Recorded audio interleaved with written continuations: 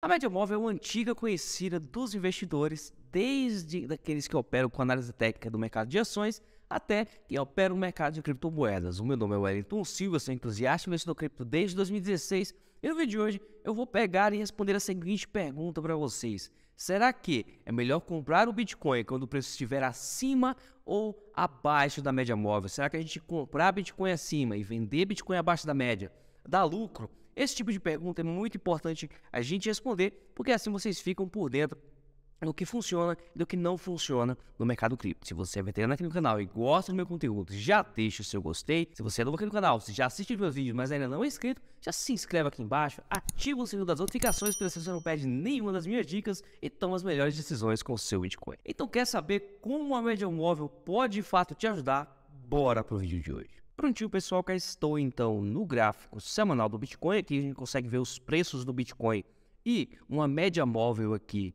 para vocês. De quantos períodos? De 36 períodos. Então, uma média móvel que olha aí as últimas 36 semanas e calcula aqui uma média para gente. Será que vale mais a pena comprar o Bitcoin quando estiver abaixo da média móvel ou acima da média móvel? Será que se a gente comprar o Bitcoin quando estiver acima e vender quando estiver abaixo, a gente ganha dinheiro?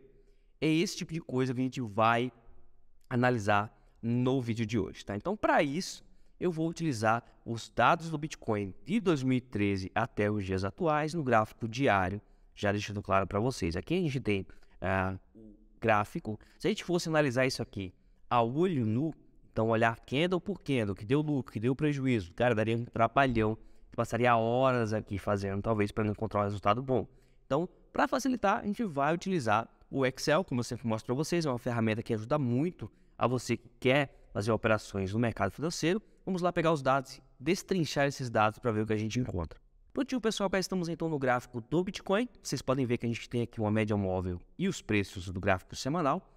E, claro, se a gente olhar assim, bater o olho, a gente percebe o seguinte: poxa, se toda vez que o Bitcoin estivesse acima da média eu comprasse, eu lucraria muito, porque a maioria dos candles são verdes. E se eu vendesse sempre que está abaixo da média, eu lucraria muito também, porque a maioria dos candles, né, não todos, a maioria são vermelhos. Será que isso é verdade? Vamos analisar isso com detalhes para vocês.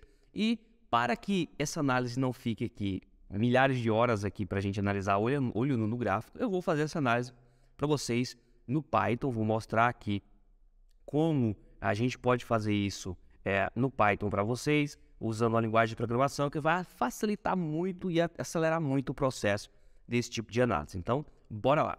Prontinho, pessoal, cá estamos então aqui no Python, né, usando o Spider aqui para codar para vocês. Eu fiz aqui um código simples, tá? Que pega para a gente aqui os dados do Bitcoin, aqui usando o Pandas do Python e o NumPy. Para quem não conhece essas bibliotecas, não conhece nada de programação, não se preocupe. O importante aqui é mostrar para vocês o que de fato funciona na média móvel e o que não funciona, tá? Então, imagine o seguinte: e se a gente só comprar Bitcoin quando o preço estiver acima da média móvel? O que é que acontece? Se a gente comprar Bitcoin toda vez que estiver acima da média móvel e comprar no dia seguinte e vender no fechamento, mesmo que só comprar na abertura e vender no fechamento, será que existe aí uma possibilidade de resultado? Olha só, existe a possibilidade de resultado. Então, olhando aqui de forma seca, sem descontar custos operacionais, em tese, se o preço está acima da média, você tende a ter sim a possibilidade de que, se você comprar acima da média, você tende a ter um retorno positivo.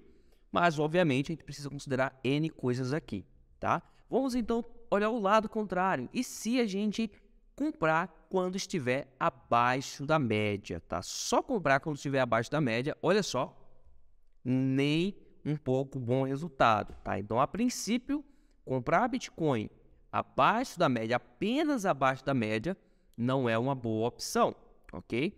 E se a gente comprar acima da média e vender abaixo da média? Então, tá acima da média, a gente compra, abaixo da média a gente vende, né? No caso ali, seguindo a tendência, tá? Olha o que acontece. Esse é o resultado histórico. Então, ao longo da história do Bitcoin ali, você conseguiria ter um resultado crescente, apesar de que, se descontar custos operacionais, contar várias outras coisas, você leva prejuízo. Mas, se você segue a tendência no Bitcoin, você tende a ganhar dinheiro, desde que você tenha um bom método para definir quando você entrar ali para comprar ou vender de acordo com a tendência. Então, você sabe a tendência, sabe que comprar acima da tendência é bom, mas qual método você vai usar além disso? Então, não pode usar só isso, beleza?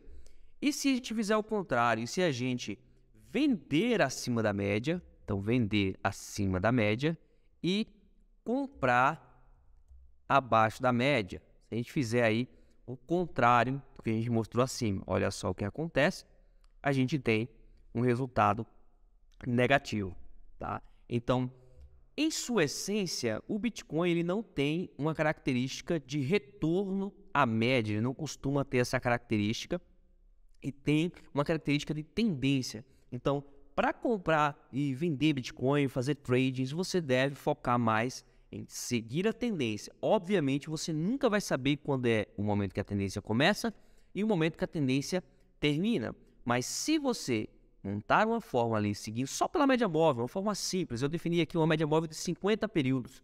Vamos supor que fosse uma média móvel de 10 períodos. Os resultados provavelmente seriam um pouco diferentes. Vamos aqui excluir para vocês. Mas imagine que fosse uma média móvel de 10 períodos. A gente já teria um pouco de discrepância. Uma média móvel de 100 períodos já teria outro resultado. Então você deve considerar muito bem ali qual média móvel você vai usar e não usar só a média móvel. Porque como vocês podem ver nos resultados apresentados, tem muitas oscilações. E essas oscilações, quando você desconta o custo das taxas, você desconta os limpeios, você desconta o spread que existe ali nas operações, você acaba tomando prejuízo. Então você precisa usar a média móvel a seu favor para seguir a tendência. O Bitcoin tem essa característica de você seguir a tendência, mas você deve usar outro método além disso. Então olha só, aqui a gente tem os resultados para uma média móvel de 10 períodos, tá? Então você acaba tendo ali os resultados não tão discrepantes e para uma média de 100 períodos. Vamos ver aqui os resultados para uma média de 100 períodos.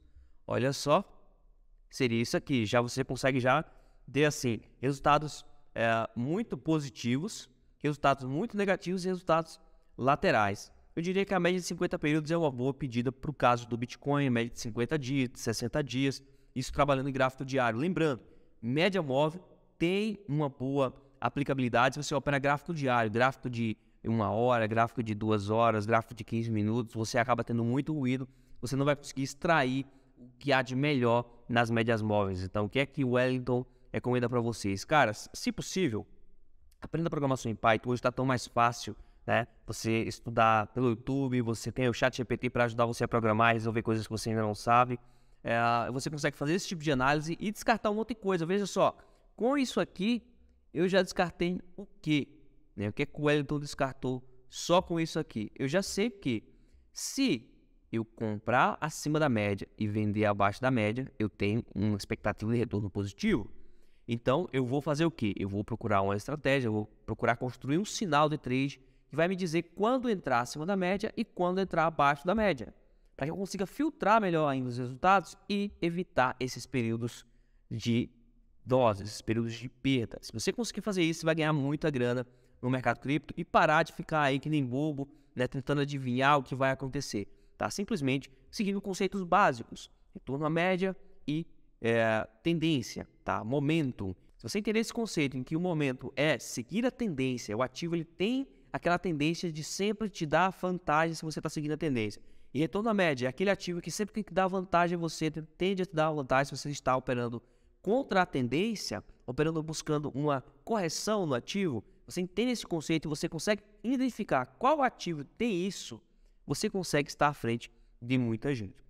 E a média móvel é uma forma simples, bem simples de você tentar extrair essa informação. No caso do Bitcoin, se você opera a favor da tendência, você está, digamos assim, com vantagem na hora de prever o que vai acontecer no dia seguinte, perfeito? Agora eu quero saber de você, você já sabia disso? Você já sabia que seguir a tendência do Bitcoin é a melhor opção? Ou você ficava tentando operar contra a tendência, quando caía você comprava para pegar esse repiquezinho? Deixa aqui embaixo seu comentário. Se você gostou desse vídeo, deixa o seu gostei, que me ajuda muito aqui no YouTube. Muito obrigado por ter assistido até aqui. Deixa aqui embaixo se você gostaria de mais vídeos usando programação, ou se você gostaria, quem sabe, aqui que eu ensinasse programação para o mercado cripto, para você aplicar no mercado cripto. Deixa aqui embaixo nos comentários. Muito obrigado por ter assistido até aqui. Nos vemos no próximo vídeo aqui no canal. Vejo você na próxima. See you next time.